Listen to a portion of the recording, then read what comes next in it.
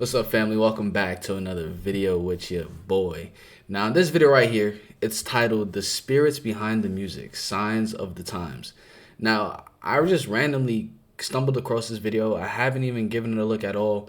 I just saw the first 5 seconds, and it did say that viewer discretion is advised. So, for YouTube purposes, if there's anything too vulgar, I'm gonna skip by it. But the reason why this video stuck out to me so much is because I'm getting a deeper understanding of how music really influences the way people live.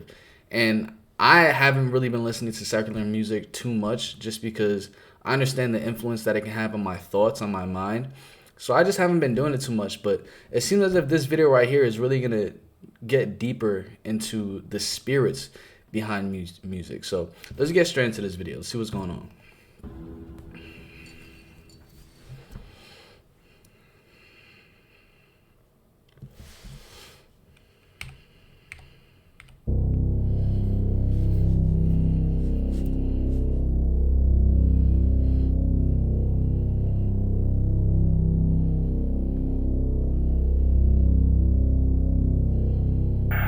Bunch of devil worshippers in Hollywood. And there's a lot of black folks too. And they be throwing up them signs. You see them, this, that, all of them. Watch the rappers, watch them folks. It's scary. Beyonce is the top earning woman in music. She makes around $105 million, or at least she did last year. So along with all those riches, fame also brings bizarre allegations, like the lady who went to court accusing Beyonce of practicing extreme witchcraft. Beyonce sure can cast a spell with her performances. But is she also practicing witchcraft? In head-scratching court papers, Kimberly Thompson, a former drummer for the singer's all-girl band, is accusing Beyonce of, get this, extreme witchcraft and magic spells and the murder of my pet cat. She's actually filed a restraining order against the star. Sounds kooky, right? And that's probably why a judge immediately denied Thompson's request for a restraining order. There's always been whispers that Beyonce belongs to some kind of secret society. They point to hand signals like this as an example of her communicating cryptic messages. But the accusations of witchcraft take things to a whole new strange level.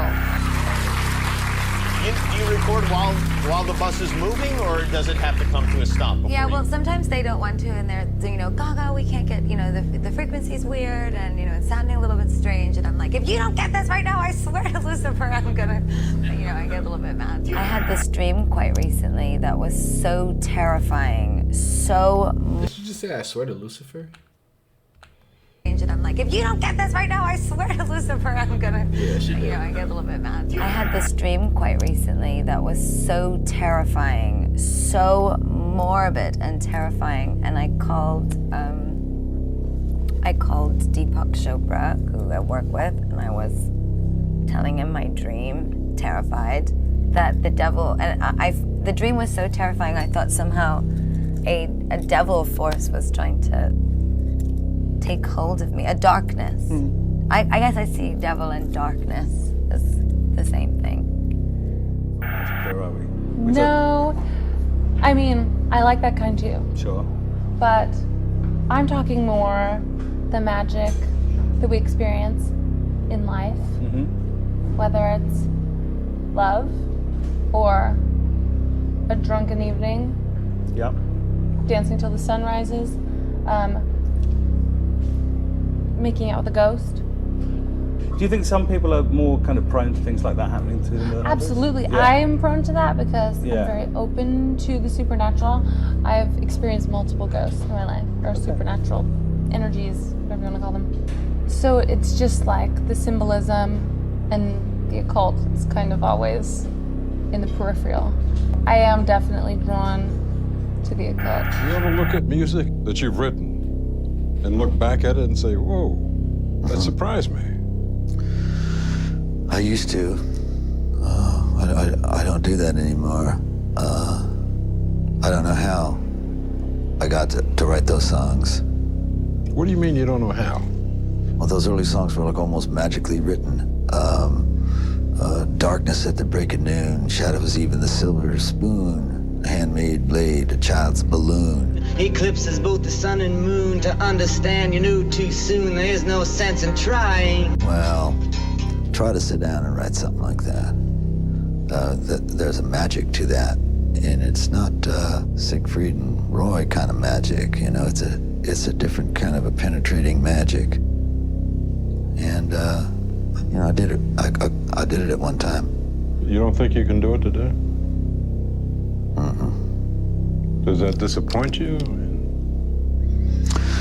Well, you can't do something forever, and I did it once, and I can do other things now, but I can't do that.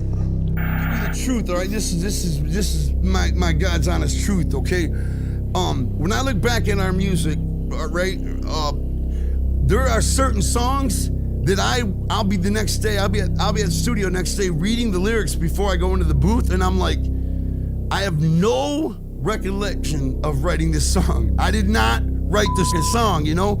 And some of it, I'm laughing at it, or I'm like, oh, that's dope.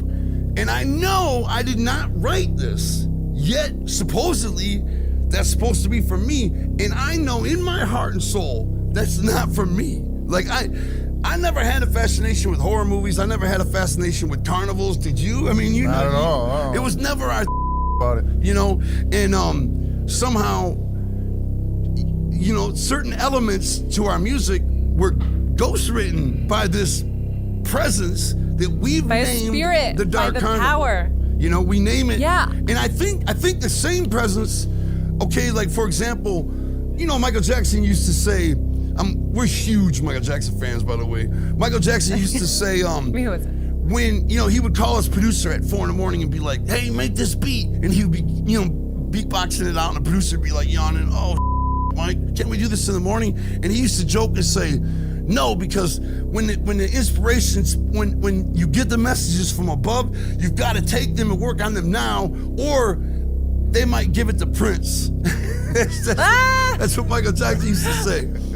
And, I love that. And so I they think will. a lot of people that are artists of any kind of way, whether it's music like us, or it's, you know, painting a picture, anything, I think if they're successful and they've got people coming up to them saying wonderful things, you know, some of it, you know, you can't take credit for what they're saying. Now here's some real folklore about Gangsta's Paradise. I never picked up my pen. I wrote Gangsta's Paradise out like I already knew it. It was a divine intervention. It really is kind of crazy how that thing all came together. You know, I gotta say it like this. I didn't even write Gangsta's Paradise. Gangsta's Paradise wrote me, bruh. I was an instrument. And the song was the entity, and it was like this. And it wrote itself. Today's music is powered by an unprecedented technology and popularized by the largest, wealthiest, and most leisure generation in history. Music has changed the modern world in ways more profound than any other social phenomenon. Evidence of its impact is all around us. Music has become a multi-billion-dollar industry. It might seem inconsequential, but music can definitely have a powerful impact on both the culture from which it is born and the society in which it is released. Science confirms that humans are hardwired to respond to music. Scientific research has shown that music activates more portions of the brain than any other human activity. Today, people are submerged in music. It's everywhere we go. It's in our cars. It's with us at the gym or while shopping in stores. Music can bring about every emotion of the human mind. It's no wonder that music has such a powerful effect on our culture. But is that effect being used in a positive or negative way? And are there unseen forces directing this powerful art form? Many philosophers and politicians through history have recognized the power of music and how it can be used to change culture and influence ideas. Communist leader and founder of the Soviet Union, Vladimir Lenin, said, "One quick way to destroy a society is through its music." According to Plato, music is able to bypass reason and penetrate the soul. He said because more than anything else, rhythm and harmony find their way into the innermost soul and take the strongest hold upon it. Dr. Richard Pellegrino, medical consultant to the entertainment industry, said in an article to Billboard magazine that he had researched how music can impact the brain and says it produces endorphin highs and can trigger a flood of emotions and images that have the ability to instantaneously produce very powerful changes in emotional states. He closes his commentary with, "Take it from a brain guy. In 25 years of working with the brain, I still cannot affect a person's state of mind the way that one simple song can." Harvard professor Henry Longfellow famously said, "Music is the universal language of mankind." And this would go well with what Socrates once said, "When the soul hears music, it drops its best guard." That might be one of the best descriptions of the power that music has. With music, it is possible to open a door into the heart of the listener. Once inside, the musician can either enhance the interior of the soul or desecrate it in the worst ways. Music can be for healing the soul or for damaging the soul. Studies have shown that music can cause the brain to release dopamine. Dopamine is a neurotransmitter that controls the brain's reward and pleasure centers. Dopamine is the same nerve that gets released when having sex, eating, or taking addictive drugs such as cocaine. It's what makes things pleasurable. Music can be addictive, and Dr. Adam Nasty studied the influence of music on people and said, "It's really a powerful drug. Music can poison you, lift your spirits, or make you sick without knowing why." And here's the thing, like, what they're saying, there's so much truth to it. You listen to a song enough, you're going to end up resonating with that song. You listen to a song enough, you're going to end up having pictures and thoughts of what that song is saying. And with those pictures and thoughts, you're going to either end up wanting to act them out or acting them out. Either way. And that's why I've just been distancing myself more from music that just talks about greed, lust, having idols, pride. I've just been distancing myself from that because I realize all of those things literally do lead to self-destruction. When reading the Bible, there's a biblical interpretive method known as the principle of first mention. This means when you see something used in the Bible for the first time, it can have a special significant meaning. In Genesis 4:21, we see the lineage of Cain, which is a symbol of rebellion. In Cain's lineage, we find music mentioned for the first time, and it's in association with Cain's offspring who disregarded God's word. And his brother's name was Jubal. He was the father of all such as handle the harp and organ. The Bible says that music existed before Cain's lineage. In Ezekiel 28:13, we find the creation story of Lucifer, and it says he had every beautiful covering stone. Then it says he had the workmanship of thy tabrets and of thy pipes. The word tabret is where we get the word tambourine from. It's a musical instrument or ability. Lucifer was given the gift of music when he was created. Thou hast been in Eden, the garden of God. Every precious stone was thy covering, the sardius, topaz, and the diamond, the beryl, the onyx, and the jasper, the sapphire, the emerald, and the carbuncle, and gold. The workmanship of thy tabrets and of thy pipes were prepared in thee in the day thou wast created. God says he created Lucifer with tabrets and pipes in him. In essence, he was given special musical abilities when he was created. Lucifer was a cherubim angel. He stood in the very presence of God. Not only that, but it also talks about how Lucifer was dressed up and designed in such a way with all these gems and diamonds. And when you think of these top artists, what are they always wearing? Crazy. Is the highest ranking angel. Many theologians believe Lucifer was the leader of God's worship service in heaven. Satan's talents in music is beyond our comprehension. Having this gift, Satan would know how to use music in a destructive way. But even worse, he could use it against you negatively without you even realizing it's having adverse effects on you. In the book of 1 Samuel, we have a story that gives us a glimpse into the power of music. In this story, when God's spirit left King Saul because of his consistent disobedience, an evil spirit came to harass him. One of the remedies to drive away the demon was music. But the Spirit of the Lord departed from Saul, and an evil spirit from the Lord troubled him. And Saul's servant said unto him, Behold now, an evil spirit from God troubleth thee. Let our Lord now command thy servants which are before thee to seek out a man who is a cunning player on an harp. And it shall come to pass, when the evil spirit from God is upon thee, that he shall play with his hand, and thou shalt be well.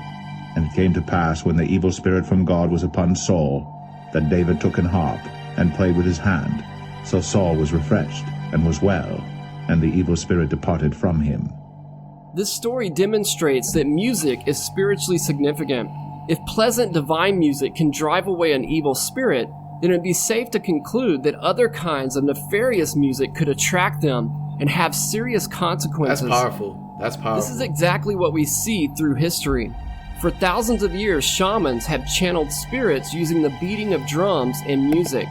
Demonic possession has always played a key aspect in tribal religious ceremonies. Many do not realize this is where rock and roll is derived from. The tribal music came over on the slave trades, then over time developed into blues and later became rock and roll.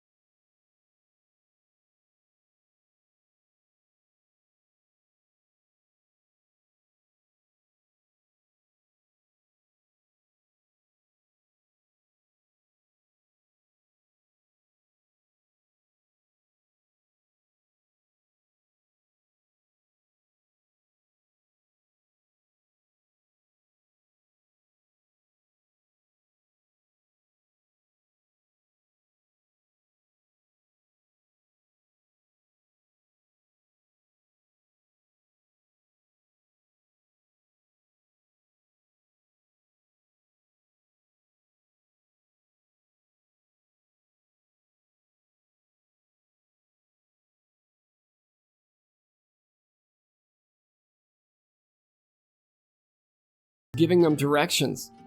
The famous Greek poet Hesiod, who lived around 750 BC, tells how he received his gift as a poet and musician. He said while tending his flocks, a spirit he called a muse breathed into him and inspired him with the art of divine music. What kind of message did the muses tell Hesiod? They said, "We know how to tell many lies that look like genuine things, but we also know, when we will, how to proclaim things that are true." End quote. I could literally give hours of quotes from artists in history who said spirits inspired them. It's very interesting that musicians today are saying something similar. As we saw in the beginning of the video, popular musicians said their music was coming from a spiritual power. Like Bob Dylan, for example, recognized that he could not write lyrics like he did when he was younger. He said it was like a magic that helped him write those songs. Then he said it was not a Siegfried and Roy type of magic. Coolio, who wrote the award-winning single Gangster's Paradise, said the lyrics just flowed out of him like he already knew the song before he wrote it. Most of these artists do not realize that the spiritual power that's guiding them is demonic. Satan is called the prince of the power of the air. And that's the part, bro. Being in such deception that you don't even realize, and that's what most people are in. You just don't realize it.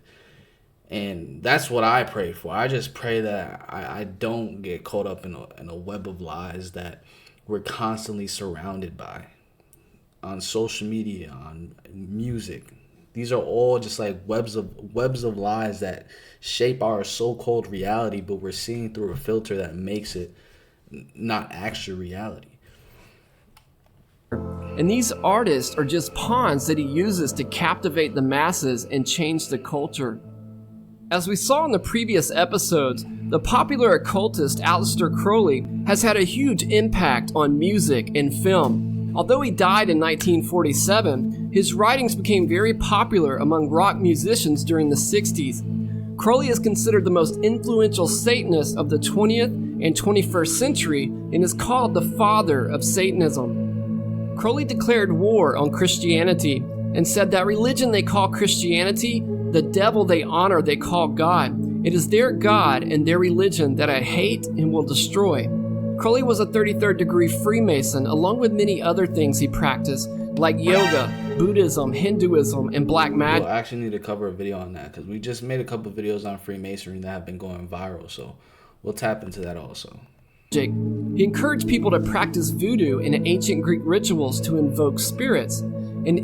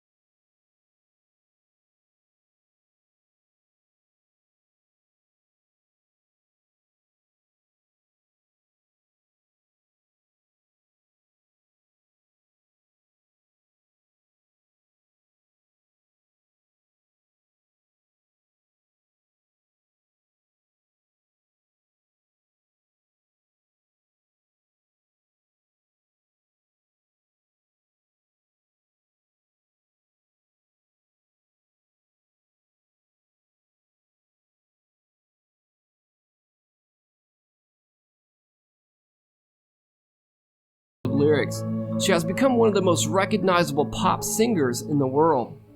In Lady Gaga's case, truth is indeed stranger than fiction. She has openly admitted to being possessed by spirit entities that have influenced her music. She has stated that she has embraced her satanic nightmares as the inspiration behind her songs. Gaga glorifies occult symbolism in her stage performances, and her continual use of satanic imagery like the Egyptian Eye of Horus or the wearing of Baphomet horns further reveals where her allegiance is. In 2013, Lady Gaga worked with and became close friends with Marina Abramovic, who is no stranger to the occult and esoteric world. That's the giveaway. Because Marina Abramovic, she claims herself to be one of the witch of the industry. So whenever you see an artist that's all close up and personal with this girl right here, just know what's going on. It says, don't be fooled. Good company, bad company corrupts good character. So it don't matter who it is. Like, who you associate with this closely, you're going to end up being influenced. And she's there for a reason. You don't just bump into her. You get what I'm saying? You don't just bump into her. Abramovic, quite like Gaga, likes to dress up as a witch and adorn herself with goat heads, devil horns, and all sorts of satanic symbolism.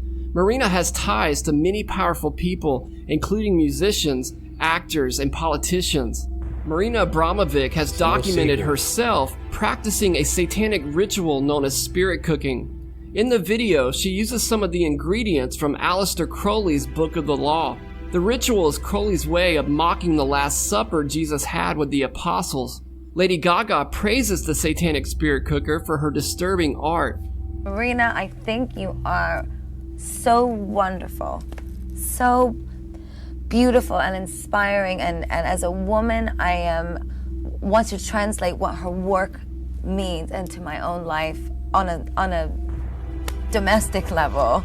I am obsessed. And this is in the same interview she's acting as if she's so confused as to why she feels as if demonic spirits are chasing after her.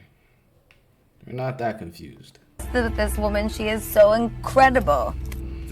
What makes the ritual all the more sinister is when we read from Aleister Crowley himself of the ingredients suggested for spirit cooking. The best blood is of the moon, monthly. He is speaking of a woman's cycle. Then the fresh blood of a child, or a dropping from the host of heaven. Then of the enemies, then of the priest or of the worshippers. Last of some beast. No matter what, this burn. Of this make cakes and eat unto me. Crowley's book was written using a method known as automatic writing. He said a spirit named Aiwass dictated to him what to write, which later Crowley revealed was Satan himself. Satan channels through Crowley, letting him know he desires child sacrifices.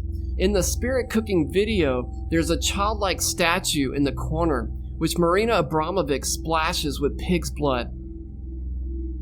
In an MTV article about Lady Gaga, it says she believes she is being haunted by an annoying ghost called Ryan. According to MTV, the poker-faced singer has been so terrified by the spirit that she held a seance over the weekend while in Ireland in an effort to rid herself of the ghost. Gaga thinks this is the spirit of someone who has died, but as we saw in the previous episodes, the Bible is very clear that the dead cannot communicate with the living. The spirits haunting her are demons, and her actions, music, and lifestyle is attracting them. A member of Gaga's touring crew told the reporter, "She's been telling us all for months that she has a male spirit called Ryan who travels the world with her. She's pretty terrified by the spirit, but more than anything, he's annoying her as he won't leave her alone. He hasn't been doing anything too violent or scary, but she's freaked out by his presence." They added, "She's a very spiritual person and in tune with the spiritual world, but this is a step too far even for her." In another article, Lady Gaga describes to a reporter that another spirit possesses her named Joanne. Gaga believes the spirit to be her dead aunt and said the spirit inspires her music. She said, "I realized my father's sister Joanne, who died at age 19, had instilled her spirit in me. She was a painter and a poet, and I had a spiritual vision that I had to finish her business." Lady Gaga tells that's not Joanne.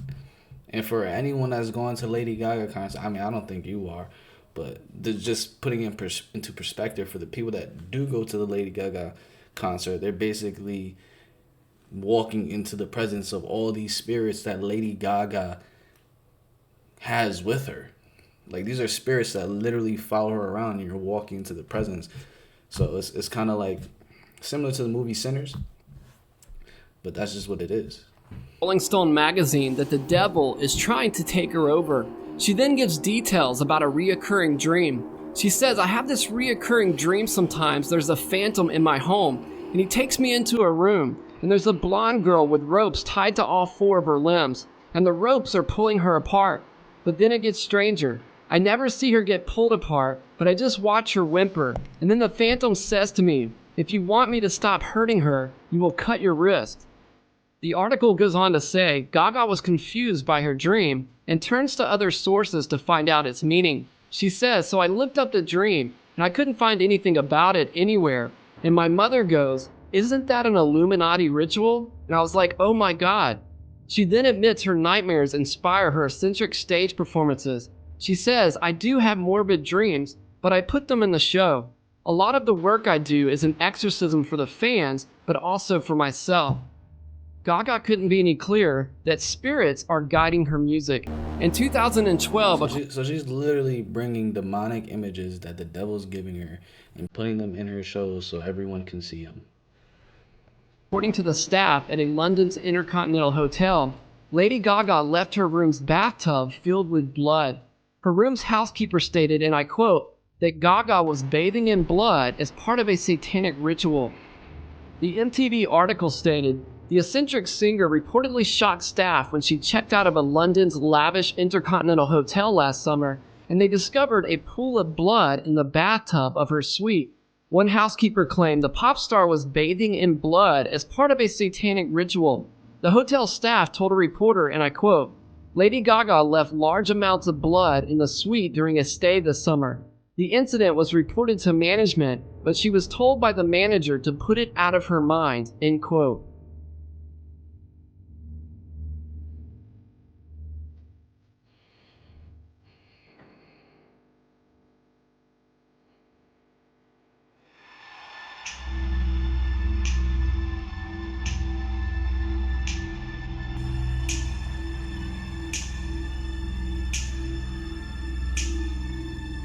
Few people have reached the level of fame like pop icons in the 20th and 21st century. I'm not gonna lie, he had some moves though. He really had some moves. Fans around the world worship and idolize these individuals, but this usually comes at a severe price. It seems the higher one climbs on the fame ladder, the more bizarre they become. One such celebrity is Michael Jackson. Dubbed the King of Pop, He is regarded as one of the most significant cultural figures of the 20th century. Over a 4-decade career, his contributions to music, dance, and fashion, along with his publicized personal life, made him the most recognizable pop singer of all time. Michael Jackson is certified and known as the most awarded and nominated recording artist in the history of popular music. Michael Jackson is another artist who has admitted to being guided by spirit entities. These spirits have used Michael to influence the impressionable youth around the world. Jackson said, and I quote, "I don't do very many things until a certain force tells me to do them. The force tells me when, and then I make my move." Michael Jackson has admitted to contacting spirits using a similar method as Satanist Aleister Crowley. Crowley had a special secret room filled with mirrors where he practiced black magic and summoned demonic entities.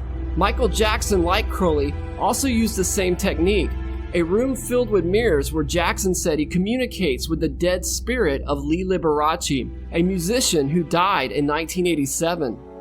Jackson said, and I quote, "I have my own secret room with a moving wall and mirrors. That's where I talk to Lee. His voice I hear in there. I feel his presence so very close to me." Then Michael says, "The spirit Lee is like my guardian angel. He's even given me permission to record his theme song, 'I'll Be Seeing You,'" end quote. The Bible is very clear that the dead cannot communicate with the living. The spirits that are influencing Michael Jackson are demonic spirits. It's interesting that Michael Jackson was friends with Paul McCartney early in his career, who we saw in the last episode was fascinated by Satanist Aleister Crowley.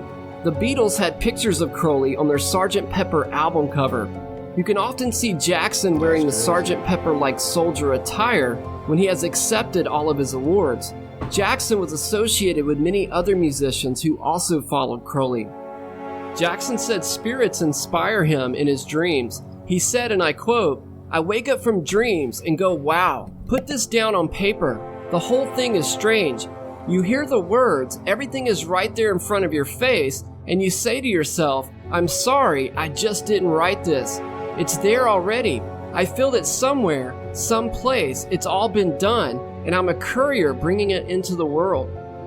Michael Jackson said on many occasions that his music comes from the spirit world, that his songs are not his own creation.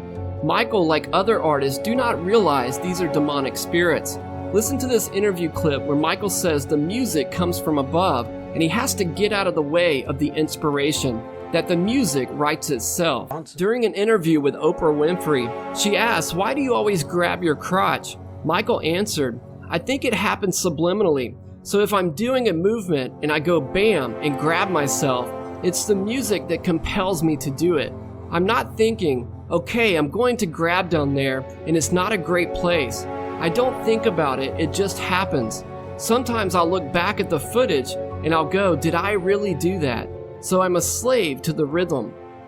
To lose control of oneself is another key aspect of demonic possession. And Michael Jackson's dances are similar to what scholars have seen in other cultures, especially in voodoo, where shamans use music and dancing to channel spirits. Like Michael Jackson, the shamans do not realize these spirits are not spirits of their dead ancestors, but they are really demons using them to change culture and to communicate with people. Throughout history, Satan has used mediums to interact with humans. Here's what a professor and doctor of musicology said. He has studied music in voodoo and other cultures for many years, and he said, voodooists establish and maintain contact with cosmic entities they call Aiwa, which are demons.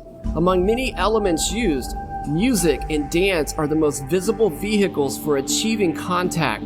The Aiwa not only shape the music and the dance, they shape all aspects of the people's lives and vice versa. Possession is first and foremost a means of communication. It is through singing, playing of the drums, and dancing that voodooists establish contact with the spirits. Michael Jackson describes experiences on stage like voodoo possession. He stated, "When I hit the stage, it's all of a sudden a magic from somewhere that comes, and the spirit just hits you, and you just lose control of yourself."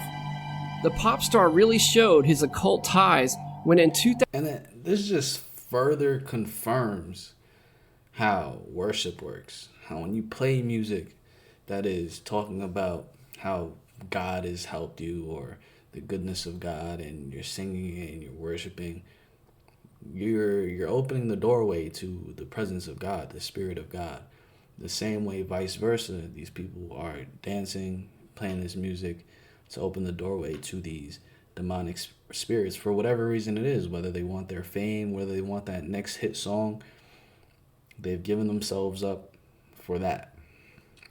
2003, CBS, CNN, and Vanity Fair magazine all published an article about Michael Jackson performing a voodoo ritual. According to the articles, Jackson wanted Steven Spielberg and music mogul David Geffen dead, along with 23 other people on Jackson's hit list. The report said he got a witch doctor to put a curse on them. The magazine says, and I quote, Jackson paid $150,000 to an African voodoo chief named Baba, who chanted, "David Geffen, be gone. Steven Spielberg, be gone." Jackson reportedly spent another 6 figures to take a bath in sheep's blood because that was supposed to make the curse stronger. This sounds eerily similar to the story about Lady Gaga bathing in blood. The article stated, and I quote, Jackson, who underwent a bloodbath as part of a ritual, then ordered his former business advisor, Mi-Young-Ho Lee, to wire $150,000 to a bank in Mali for a voodoo chief named Baba, who sacrificed 42 cows for the ceremony. The same Vanity Fair article goes on to say that Jackson has paid other voodoo chiefs large sums of money to perform black magic rituals.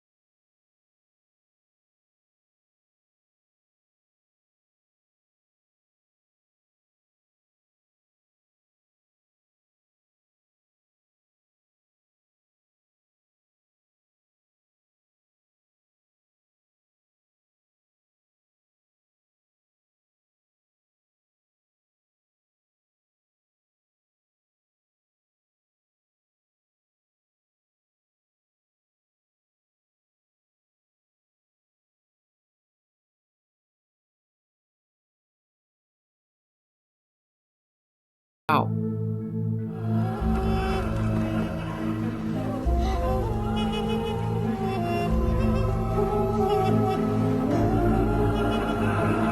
That is weird.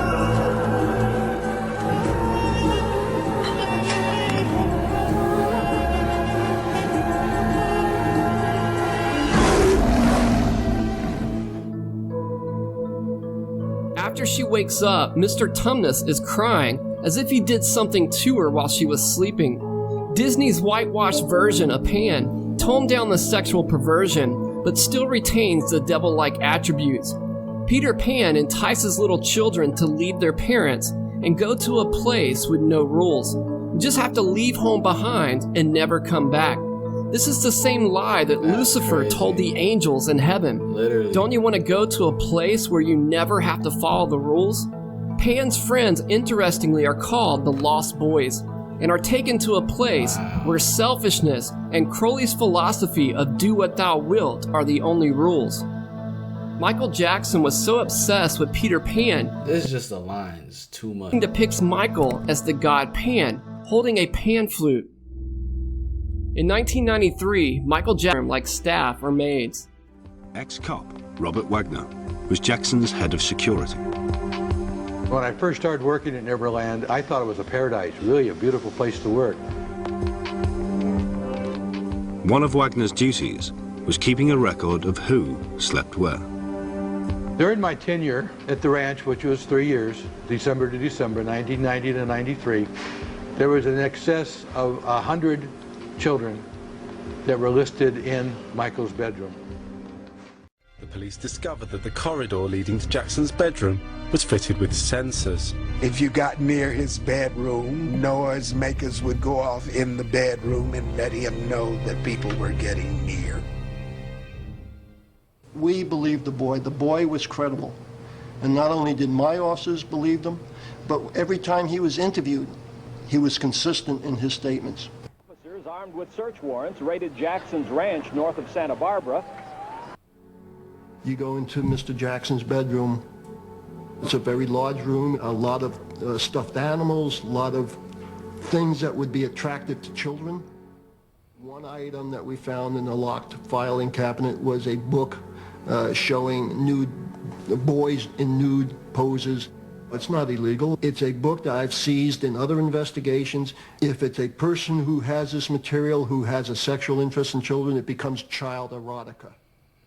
The case in 1993 against Michael was dropped because he settled with the family out of court for $23 million. Recently, another documentary has come out called Leaving Neverland, where two boys who are now men describe the devastating, horrific acts done to Michael was able to settle. Diddy's in a different situation. But it's just wild because like stuff like this actually happens. We have the entire Jeffrey Epstein list. Them by Michael Jackson. Many people are unaware that Jackson was a practicing occultist. Throughout his career, he left hints to where his music really came from. Aleister Crowley had a book called 777 about practicing Kabbalah and black magic. On Michael Jackson's album cover, History, you can see a reference to Crowley's Book of Magic on Michael's sleeve, where the title of Crowley's book, 777, appears. Aleister Crowley encouraged rituals called sex magic, where in many cases he openly admitted to abusing young children during the ceremonies. All of Crowley's rituals, like spirit cooking and sex magic, were for the purpose of invoking spirits. Michael Jackson was practicing black magic and relied on demonic spirits for musical inspiration. Like other artists, he became increasingly more harassed by demons, to the point that he could not sleep at night. He was known to stay awake for days at a time. This ultimately led to his death when in 2009 he overdosed on propofol, trying to quiet the harassing voices that he heard at night.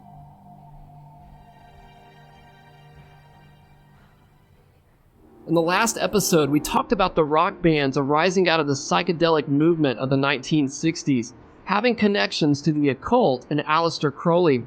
Bands ever since have been aware that if they practice Crowley's magic rituals, they can invoke spirits for musical inspiration, but it comes with serious consequences. One of the most famous record producers in the world has encouraged his talents to seek the spiritual world for inspiration. The infamous Rick Rubin, producer and former co-president of Columbia Records. He also co-founded Def Jam Records with Russell Simmons. Rick has become the most sought-after producer in popular music. In 1983, Rick borrowed $5,000 from his parents to start the Def Jam label in his New York University dorm room.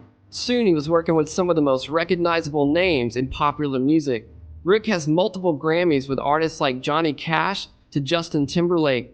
Even if you do not recognize the name, you have listened to music that he has produced. Rick Rubin is known in the music industry as a spiritual shaman. The artists go to his studio for spiritual inspiration. While Jay-Z was recording at Rubin's house, the camera shows one of the books he and Jay-Z were into, a book on white and black magic.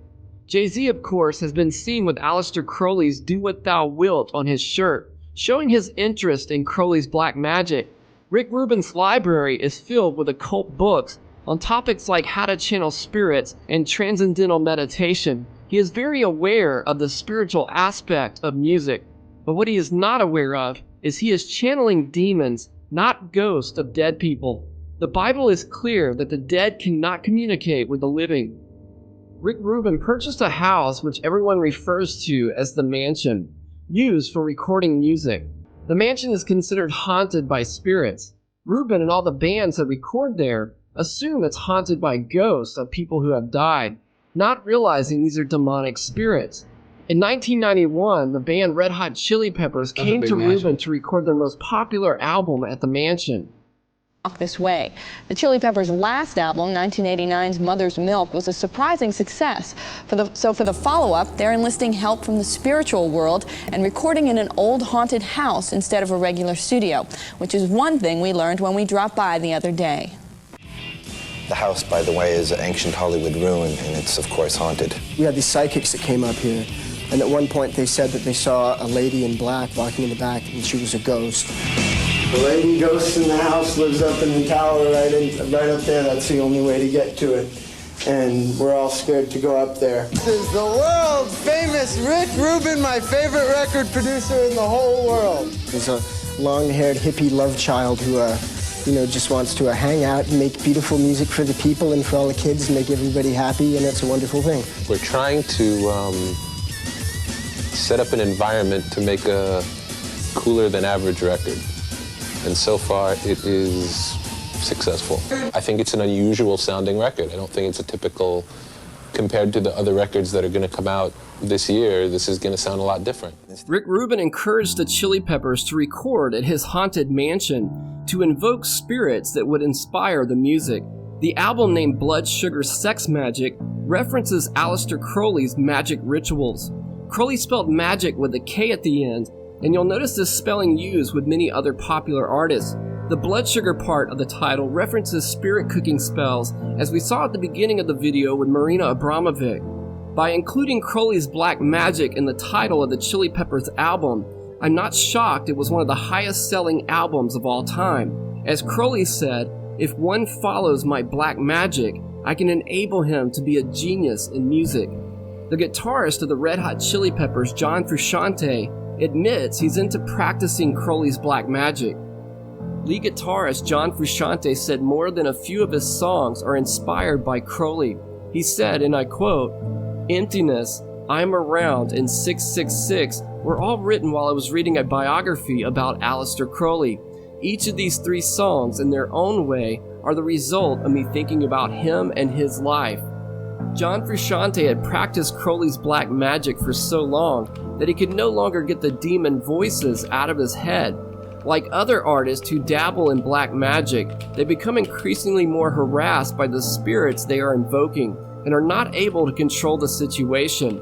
He said, and I quote, "I wasn't spiritually protected against the spirits that meant me no good. Ghosts that are there just to blank with me and drive me crazy. I couldn't discern between them and the ones that were helping me, and I was so confused. Everything that I was learning seemed to be pulling me towards death." John Frusciante thought that the spirits guiding him were ghosts of dead people. Like, you even have modern artists like Tyler the Creator literally wearing an Aleister, that guy's name, on his shirt, which is wild. So it's still happening today for sure. Not realizing these were demonic spirits, these artists reject what the Bible teaches and have fallen for other false religions. Then Satan can easily deceive them and use their music to influence the impressionable youth. For to him that is joined to all the living there is hope. For a living dog is better than a dead lion. For the living know that they shall die, but the dead know not anything, neither have they any more a reward. For the memory of them is forgotten. Also their love and their hatred and their envy is now perished. Neither have they any more a portion forever in anything that is done under the sun. One of Satan's most powerful delusions is making people think that when someone dies, their spirit can continue on earth. This contradicts what the Bible says, that the dead know not anything and have no portion forever in anything that is done under the sun. When talking about Rick Rubin's mansion and the Chili Peppers recording their album there, John Frusciante said, "There are definitely ghosts in that house." Drummer of the Chili Peppers, Chad Smith, was so scared of the ghost, he refused to stay the night in the mansion and left every afternoon, then returning again in the morning. Anthony Kiedis said, We had heard that the property was haunted by a woman who was murdered there in the 30s, and that didn't sit well with him, so he opted to ride his motorcycle home each night. At the mansion recording studio, Rick Rubin encouraged the artist to practice an occult technique called transcendental meditation. This method was used and made popular in the United States by the Beatles in the 60s. They are seeking an altered state of consciousness which opens their minds up to demonic spirits. Rick Rubin said, "All the time I bought transcendental meditation for artists, and I made albums where we would meditate before each session. When we made Californication, we meditated before each session." The Bible encourages meditation, but it says to meditate on God's law, His holy character, or to meditate on the Word of God. The type of meditation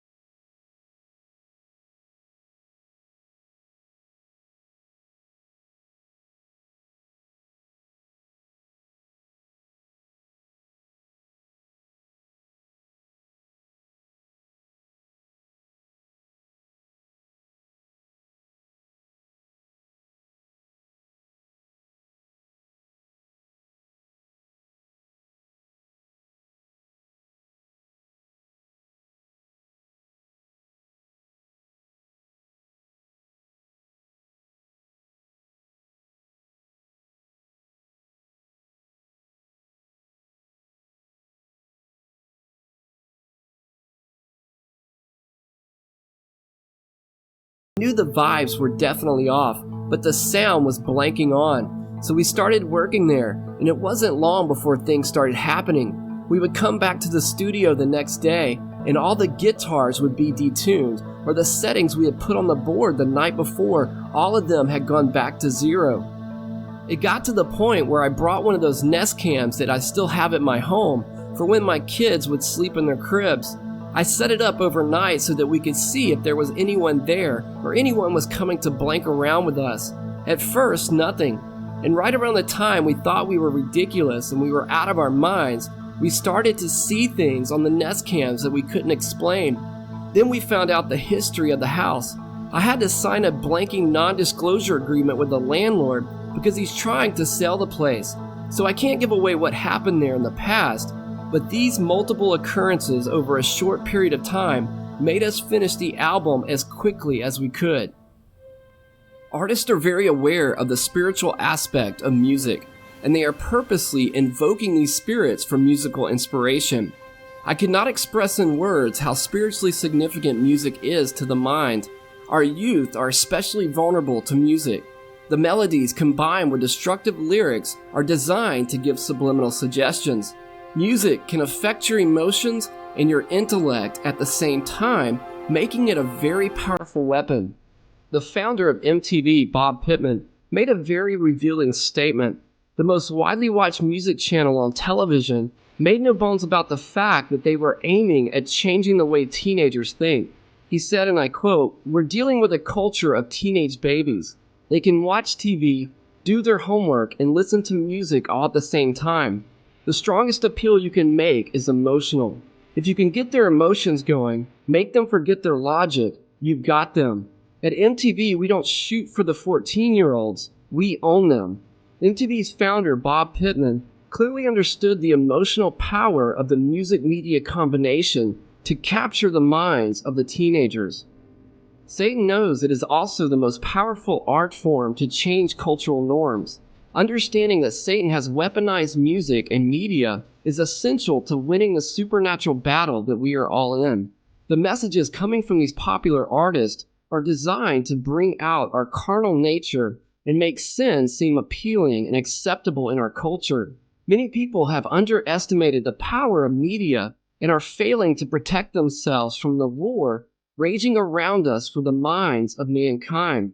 The Bible says our minds and bodies are to be a temple for God, and God's Spirit wants to dwell in us.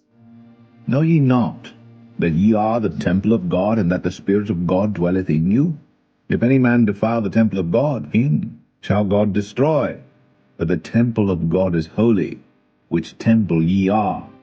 By listening to music that was carefully crafted by demonic spirits, we are opening our minds to being inhabited by a spirit that is not God. We are inviting these demonic forces into our lives and defiling the temple that God has created. In this episode, we only touched on a few artists, but there was much more information I could not fit in this video. But we'll cover more on this topic in the future. If you like this episode, you can go. Very, very solid, well put together video. Now, in the title it says episode 6, so there are many other episodes. We can give them a watch, smash the like button, and it's just interesting how everything really meshes together. I mean, he really tapped in, he really honed in on the part where spirits are behind the music that is being put out. When it came to the melody, the bass for Billie Jean that Michael Jackson talked about, when it comes to the writing that all these other artists talked about. So everything is being put together by these demonic spirits. So when you're listening to it, just know the place that it's coming from and how it can actually influence a person and the way they think and the way they act. Hope you guys did enjoy this video. Smash the like button, subscribe, turn on post notifications. I'm gonna catch you guys in the next one. Peace.